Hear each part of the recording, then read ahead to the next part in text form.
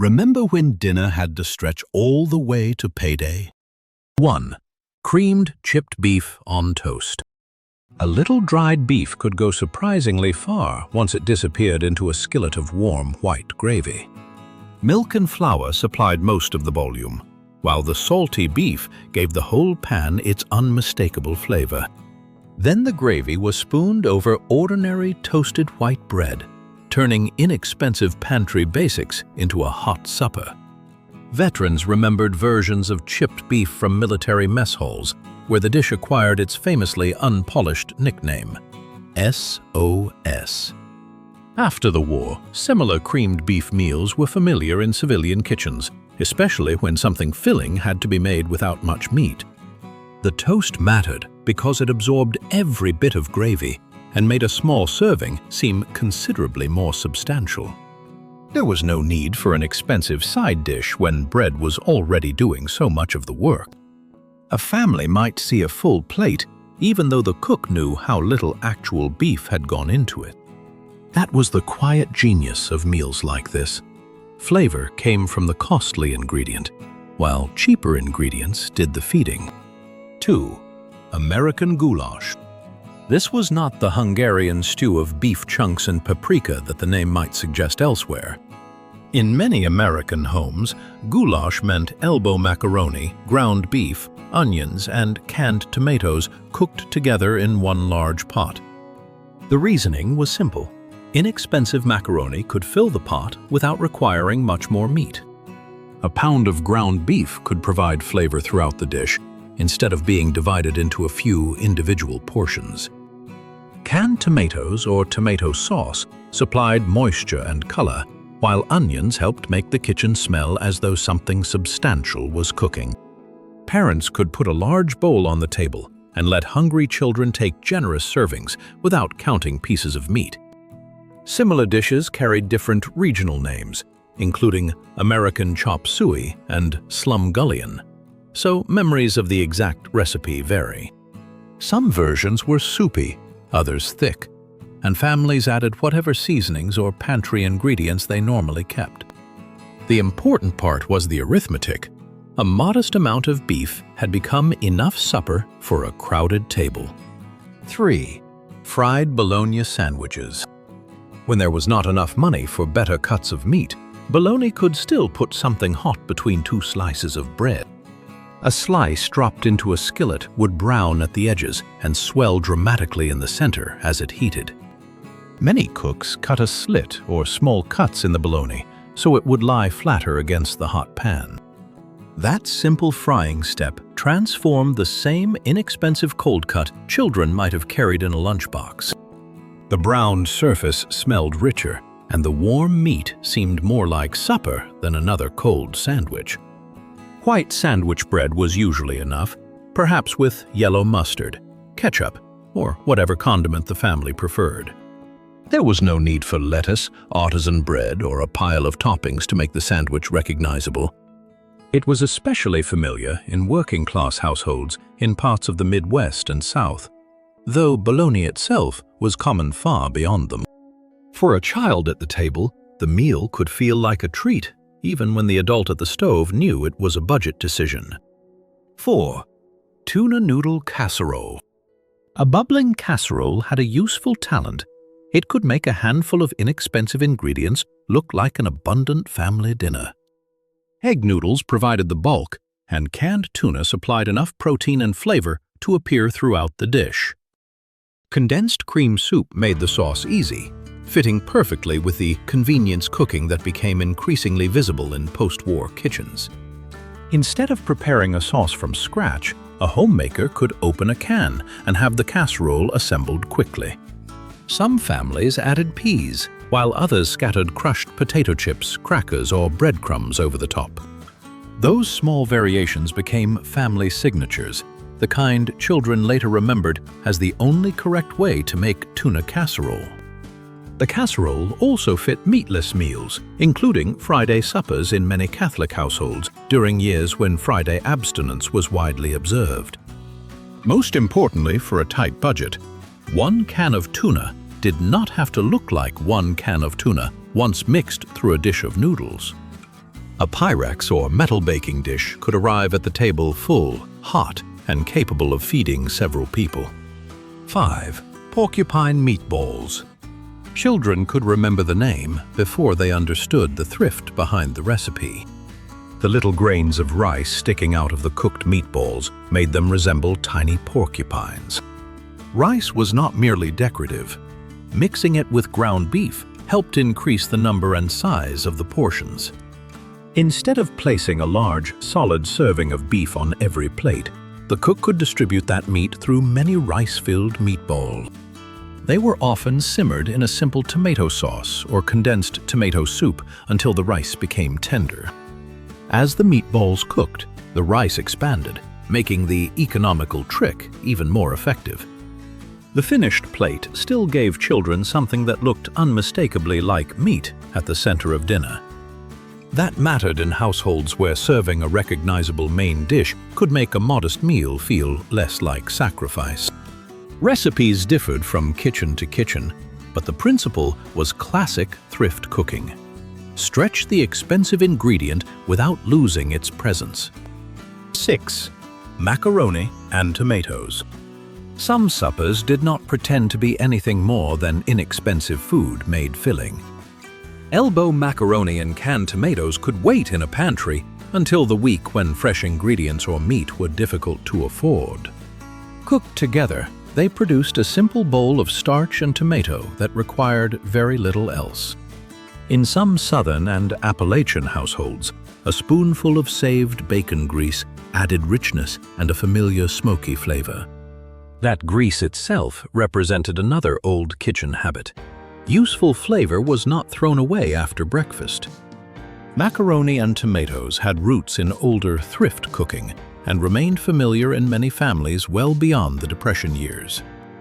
It would be misleading to call it a universal American supper because its strongest memories are regional. But where it was common, the plainness was part of the point rather than a flaw. No expensive cheese or large piece of meat was required to send children away from the table with full stomachs. 7. Hot dogs and baked beans. Few meals stretched a few inexpensive hot dogs as easily as slicing them into a larger pan of baked beans. Once cut into round pennies, the frankfurters appeared throughout the pot instead of disappearing one whole hot dog at a time. The beans supplied most of the weight and filling power, while the meat gave each spoonful a chance at something salty and savory. Canned baked beans also made preparation simple on evenings when parents had little time after work or household chores. The combination was familiar enough that children rarely needed convincing about what was in the pan. Some households made it sweeter, some added onion, and others simply heated the two ingredients together. It was inexpensive food without elaborate technique, exactly the kind of supper that could rescue an awkward night before grocery shopping. The meal also crossed class lines, so a child did not necessarily recognize it as evidence that money was short. Sometimes beans and franks were simply dinner, and only an adult understood why they had appeared that particular week. 8. Salmon patties. Opening a can of salmon did not mean each person received a small pile of canned fish. The salmon could be mixed with egg and crushed crackers or breadcrumbs, spreading it across several individual patties. Hands shaped the mixture before the patties went into a skillet and began browning around the edges. Frying changed both appearance and texture, giving the inexpensive mixture a crisp surface and the presence of a proper main course. Some families used canned salmon, while other inexpensive canned fish appeared in related household recipes. The patties might share the plate with canned peas, potatoes, or another economical vegetable. Nothing about the meal required the beautiful fresh salmon fillets associated with a modern restaurant plate. Its identity came from the can, the cracker crumbs, and the skillet. For people who grew up with it, the smell of those patties frying can bring back a kitchen faster than the written recipe ever could. 9. Spam and scalloped potatoes. Potatoes were already one of the great tools of a household trying to fill several plates cheaply. Layered into a casserole with a simple milk-based sauce, they could form most of the meal before meat was even considered. Pieces of Spam, or another canned luncheon meat, supplied salty flavor without requiring a large serving for every person. Distributed through the potatoes, a relatively small amount of meat could influence the taste of the entire casserole. Shelf-stable canned meats were aggressively promoted in post-war America through recipes designed to move them beyond sandwiches. Casseroles were an obvious destination because they allowed homemakers to combine meat with inexpensive starches in one dish. The result could emerge from the oven, browned at the edges, creamy inside, and substantial enough to anchor supper. A modern version might add costly cheeses or sophisticated seasonings, but the budget logic depended on keeping the dish simple. The potatoes did most of the feeding. The canned meat made them taste like dinner. 10. City chicken. For families who grew up with it, the name carried the joke. There was absolutely no actual chicken in city chicken. Pieces of pork, and historically sometimes veal, were threaded onto a short wooden skewer and shaped to suggest a small chicken leg. The skewered meat could be breaded, browned, and cooked until the finished piece looked surprisingly close to the thing it was imitating. The dish had strong associations with working-class communities in industrial areas such as western Pennsylvania, Ohio, and Michigan. Its origins reflected an earlier period when chicken could be relatively expensive compared with scraps or pieces of other meats. That price relationship changed as commercial poultry production made chicken increasingly affordable in the post-war decades. Even so, city chicken survived as a family tradition in parts of the Rust Belt through the 1950s and 1960s and beyond. It should not be presented as something every American child ate, because millions would never have encountered it. But for families who knew those breaded skewers, the strange name alone can unlock a very specific memory of home. 11. Fried cabbage and noodles. A head of cabbage offered exactly what a careful grocery shopper wanted: low cost, plenty of volume, and reasonable keeping time. Cooked slowly in a skillet, the cabbage softened and browned until its flavor became sweeter than its humble appearance suggested. Broad egg noodles added inexpensive starch and turned the cabbage into a meal capable of filling hungry people. Butter might be used, while some households relied on bacon grease for extra flavor. Versions often called haluski were especially familiar in Eastern European communities and parts of the industrial Northeast and Midwest. Recipes differed by ethnic tradition and family habit, so no single preparation should be treated as universal. What remained consistent was the usefulness of combining a cheap vegetable with noodles. There was no need to hide a large steak or roast somewhere in the dish to make it satisfying. For many Rust Belt families, the sight of browned cabbage tangled with noodles still looks less like poverty than comfort food. 12. Liver and onions. Not every old family dinner produces a warm, nostalgic smile. For many children, the sight of liver on the supper table meant a long evening of reluctant chewing. Liver and other organ meats could be economical choices at the butcher counter, compared with more desirable cuts. Parents also valued liver for its nutritional reputation, giving them another reason to put it on children's plates. Slices cooked in a skillet beside onions created an aroma strong enough to announce the menu throughout the house. The onions added sweetness, but they did not fool a child who had already decided liver was the enemy. For families watching grocery costs, however, the dish offered real meat without paying for a roast or steak. That tension is part of the memory. Parents saw nourishment and value, while children sometimes saw punishment. Decades later, even people who still dislike liver can remember exactly where they sat when they were told to finish it. 13. Potato and onion hash. A bowl of leftover boiled potatoes was not waste. It was the beginning of another meal. The potatoes could be chopped into irregular pieces and dropped into a hot skillet with sliced or diced onion. As they fried, yesterday's soft potatoes developed crisp brown surfaces and became something entirely different. Saved bacon grease could season the skillet, carrying breakfast flavor into supper without using another piece of bacon. This kind of leftover cooking often existed without a formal recipe because families learned it by watching someone else do it. The cook adjusted the amount to whatever remained from the previous meal, rather than measuring ingredients precisely. If there were a little leftover meat, it might join the pan, but potatoes and onions could stand on their own. The practice reflected a household rule more important than any particular dish. Edible food did not casually go into the trash. Turning leftovers into a second hot meal was one of the simplest ways to make grocery money last longer.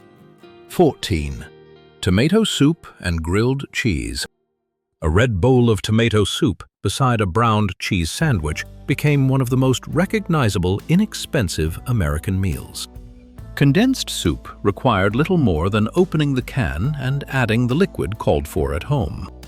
Meanwhile, white sandwich bread and American cheese could become crisp and molten after a few minutes in a buttered skillet. The ingredients were inexpensive, but the combination did not necessarily feel like a hardship meal. Children often loved dipping the corner of a grilled sandwich directly into the warm tomato soup. That affection gave parents an advantage. A budget supper could arrive without complaints about getting something cheap. The meal was also quick, useful on busy school nights when saving time mattered almost as much as saving money. Because tomato soup and grilled cheese became popular far beyond financially strained households, its meaning depended on the family and the night. Sometimes it was comfort food. Sometimes it was what the grocery budget allowed. Often, it was both. 15. Mock apple pie. Thrift did not stop when the main dishes were cleared from the table. The famous mock apple pie associated with Ritz crackers created a sweet, spiced pie filling without using apples. Crackers were combined with sugar, lemon, cinnamon, and other simple ingredients before being enclosed beneath pastry. Nabisco promoted versions of the recipe for decades, helping make the unusual idea familiar to generations of American home cooks. The recipe is often linked in popular memory with Depression-era thrift, although its history is older and more complicated than that simple label suggests. What matters for this period is that mid-century families could encounter the Ritz version directly through the product's own recipe promotion. Once baked, the pie offered the cinnamon and pastry experience of apple pie, even though the expected fruit was absent. It was less universal than tomato soup or goulash, but its ingenuity makes it a fitting final example. A dessert made from crackers captured the same household instinct that had stretched meat, reused leftovers, and made pantry food seem abundant. From chipped beef and goulash to tuna casserole and beans with franks, the familiar trick was making a little feel like enough. Potatoes, cabbage, canned fish, and regional favorites changed from kitchen to kitchen, but the purpose was often the same: feed everyone well without wasting a thing. Even liver, leftover hash, tomato soup, and mock apple pie belonged to that older kitchen arithmetic: stretch what cost more, save what remained, and find another meal tomorrow. Children usually saw only dinner. Years later, many understood the patience and ingenuity hidden behind those ordinary plates. And perhaps that is why the humblest supper can still bring back the clearest memory of the kitchen just before payday.